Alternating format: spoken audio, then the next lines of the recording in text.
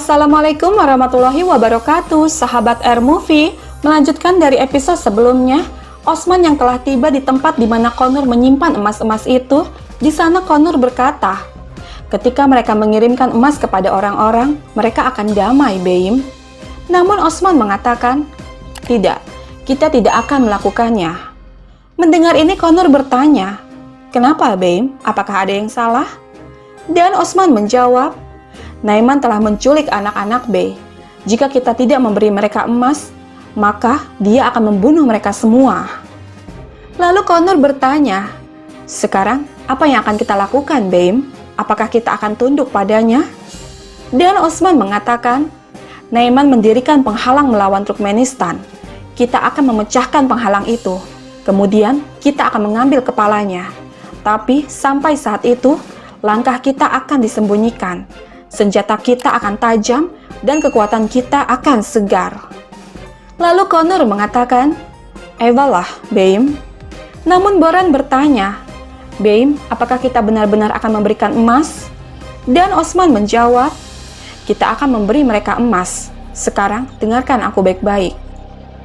Sahabat kita beralih sejenak ke Olof, masih dalam pelarian dari kejaran Turgut.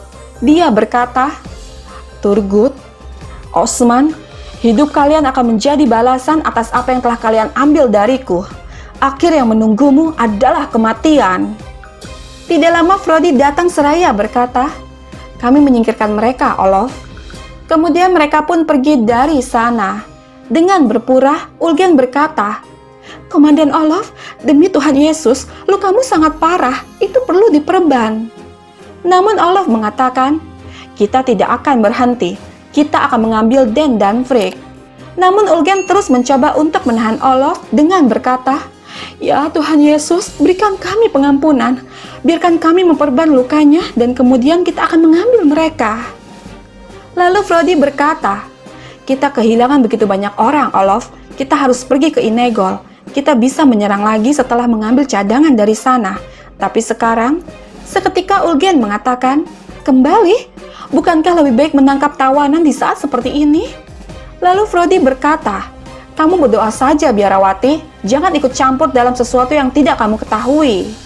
Namun Ulgen mengatakan, jika bukan karena doaku, darahmu sudah mengairi tanah. Seketika Allah berkata, sudah, hentikan. Kita akan kembali ke Inegol. Mendengar ini membuat Ulgen kecewa, lalu berkata, biarkan aku pergi cepat untuk memberitahu tabib. Dan pria yang tahu urusan ini bisa membalut lukamu dengan sangat baik. Aku tidak akan ikut campur tentang sesuatu yang tidak aku tahu. Lalu Frodi berkata, biarkan dia pergi, Olof. Kita membuat begitu banyak kebisingan saat kita ramai. Lebih baik bagi kita untuk berpisah. Kemudian Olof membagi pasukannya untuk menemani Ulgen kembali ke kastil dengan segera. Sahabat kita kembali lagi ke Osman. Dia berkata, kita akan memberikan emasnya kepada Olof, tapi bukan yang asli, melainkan yang palsu. Mendengar ini mereka pun tersenyum. Lalu Aikut berkata, Turgut Bey sudah lama ingin menyerang Olof, Bey. Apakah dia hidup? Dan Osman mengatakan, kami mendapat berita dari Turgut. Olof telah melarikan diri dengan cara tertentu. Lalu Connor berkata, Bey, karena kita akan mengirimkan emas palsu, mengapa kita memberikannya kepada Olof? Kita bisa memberikannya kepada Naiman dan mengambil putra para Bey. Dan Osman mengatakan, jika kita memberikan kepada Naiman, satu-satunya yang bisa kita ambil adalah para putra. Tetapi jika kita mengirimkan emas ke Olof, dan jika kita mengatakan bahwa emas ada di tangan Olof, maka kita akan mendapatkan dua kemenangan. Kita akan membuat mereka berdua menyerang satu sama lain. Mendengar ini Connor mengatakan, ya, kau benar, Baim. Lalu Osman berkata, sekarang giliran kita memikirkan bagaimana kita akan mengirimkan emas ini ke Olof. Kita akan melakukan ini dengan Frigg. Hatun akan mengurusnya. Connor, kamu akan membawa emas ini ke karavan di Kamlipinar. Olof dan Frigg akan menemukannya seperti mereka menaruhnya di sana. Lalu Connor mengatakan, baik, Baim. Kemudian Besungur bertanya, Baim, bisakah kita menipu Naiman? Apakah menurutmu dia akan percaya ini? Dan Osman menjawab, Itu tergantung pada keterampilan persuasif kita. Mari kita pergi ke sarangnya dan kemudian kita akan lihat. Ayo, semua orang lakukan tugas mereka. Ayo, Alpen. Kemudian mereka pun pergi dari sana. Beberapa saat kemudian, di kamp pengembara, eksekusi Frick mulai dilaksanakan. Mereka membawa Frick keluar dari tenda penjara. Tidak lama Aiseh datang seraya berkata, "Bala, Osman Bey mengirim emas itu ke karavan dekat Kamlifinar." Lalu Bala mengatakan, "Bagus, bagus." Mendengar itu Frick tersenyum lalu berkata, "Aku akan menyingkirkan situasi ini dan membunuh kalian semua satu persatu." Namun Bala mengatakan, "Kamu tidak bisa berbuat apa-apa lagi, Frick. Aku tahu itu." Kemudian mereka memasukkan Frick ke dalam kandang dengan Frick terus berkata, "Benggi, kamu akan menjadi yang berikutnya. Aku akan kembali untuk kalian semua." Namun mereka menghiraukannya dengan Aiseh berkata, "Apakah kita akan mengirim Alpen?" Kemudian Bala mengatakan, "Alpen, bawa Frick ke Yenisehir terlebih dahulu. Setelah itu, pergilah ke Karvansari." Lalu Aiseh berkata, "Aku harus pergi untuk bersiap-siap." Seketika Benggi mengatakan, "Kemana kamu pergi, Aiseh Hatun? Kami di sini untuk membawa mas kawin ke Yenisehir. Orang lain bisa pergi bersama mereka." Lalu Alcecek mengatakan, "Ibu Aiseh bisa tinggal. Aku yang akan pergi. Jadi, kau bisa mengurus beberapa hal di sini." Mendengar ini Bala berkata, "Baiklah. Jadi, kamu juga akan melakukan tugas pertamamu sebagai saudari, Alcecek." Kemudian mereka membawa Frick pergi menuju Yenisehir dengan dipimpin oleh Alcecek. Sementara itu, Osman mendatangi tempat di mana Turgut menyimpan Den dan beberapa tentara sebagai tahanan. Kemudian Turgut berkata, "Kami benar-benar menghancurkan pasukan Olof di hutan. Olof melarikan diri, tapi aku menangkap saudaranya yang jahat. Terima kasih kepada Allah." Lalu Osman mengatakan, "Kamu memberikan pukulan besar bagi Olof dengan mengambil saudaranya. Dia bisa kabur kemanapun sekarang. Nasibnya sudah ditakdirkan. Semoga kemenanganmu diberkati, Turgut Bey." Dan Turgut mengatakan, "Ewalah, Osman Bey, aku perlu memberitahumu sesuatu. Aku melihat bahwa Olof menjaga Ulgen Hatun bersamanya. Kami terus menyerang tetapi dia tidak curiga. Sepertinya mereka percaya dia adalah seorang pendeta. Mereka bahkan menghormatinya." Mendengar ini Osman mengatakan, "Bagus, itu bagus. Ulgen akan berguna saat kita menaklukkan Inegol. Kita membuat Olof terguncang. Kini saatnya membuat Olof dan Naiman saling bertarung. Boran, kirim anjing itu ke Yenisehir.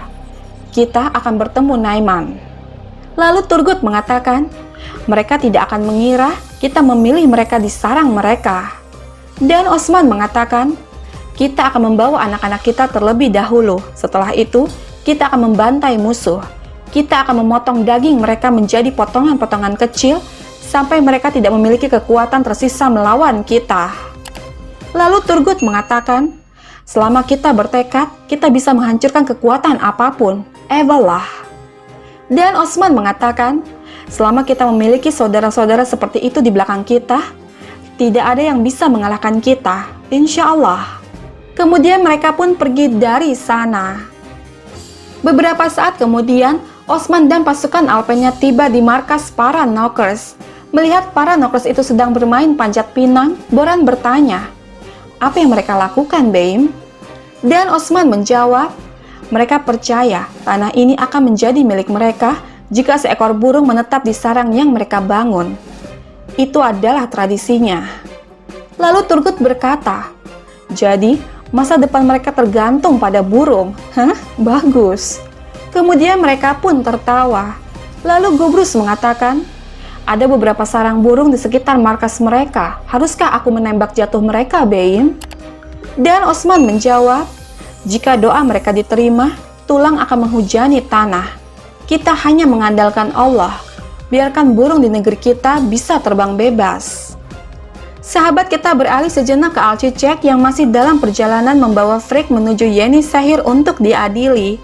Namun dia meminta para Alpen untuk beristirahat sejenak, yang dimana kesempatan itu dia gunakan untuk membebaskan Frigg dengan memberikan sinyal kepada para Alpen suruhannya untuk menyerang Kai Alpen. Hingga akhirnya mereka pun berhasil melarikan diri. Sahabat kita kembali lagi ke Osman.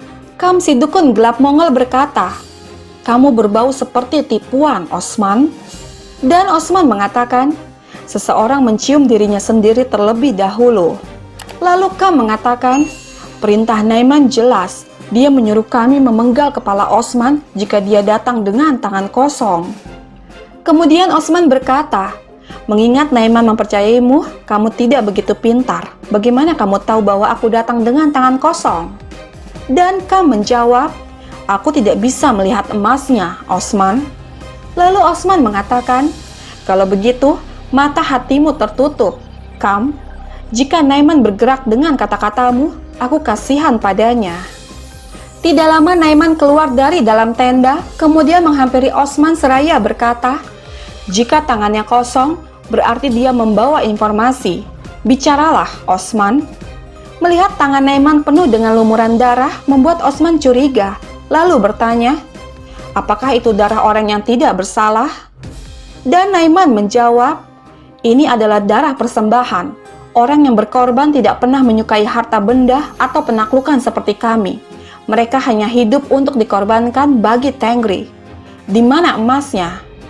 Namun Osman berbalik tanya, "Di mana anak-anak Parabe? Kau harus menunjukkan padaku bahwa mereka masih hidup.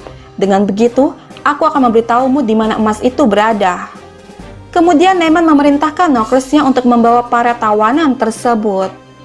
Sahabat kita beralih lagi ke Alcicek. Dengan terus berjalan, dia berkata, "Berterima kasihlah kepada Fede Sultan. Jika tidak, kami tidak akan pernah membiarkanmu hidup."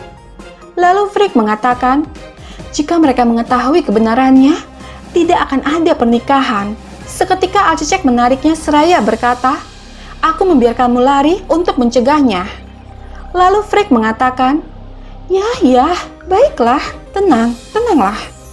Kemudian Alcicek mengatakan, "Pergilah sekarang, tapi kau tidak akan bicara." Dan Frigg menjawab, "Tidak pernah, aku tidak melihat apa-apa. Alcicek, aku tidak akan pernah melupakan bantuanmu." Kemudian Frigg pergi dari sana dengan Alcicek yang harus melukai dirinya sendiri untuk meyakinkan situasi.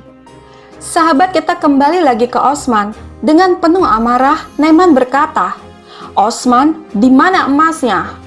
Namun Osman hanya terdiam. Lalu Naiman berkata lagi, "Aku masih tidak bisa mendengarmu." Tidak lama ketiga putra Bey datang dan didudukkan di kaki Naiman. Lalu Naiman berkata, "Jika kau tidak memberitahuku di mana emas itu berada, aku akan mulai membunuh mereka dengan memotong telinga mereka." Kemudian Osman berkata, "Komandan Besar Naiman dihianati. Tidak mudah untuk mengatakan ini. Olof memiliki emasnya." Mendengar ini membuat Naiman serasa tidak percaya. Namun Osman berkata, "Kau mendengarnya dengan baik. Olof memiliki emasnya." Mendengar ini membuat Naiman semakin tidak percaya.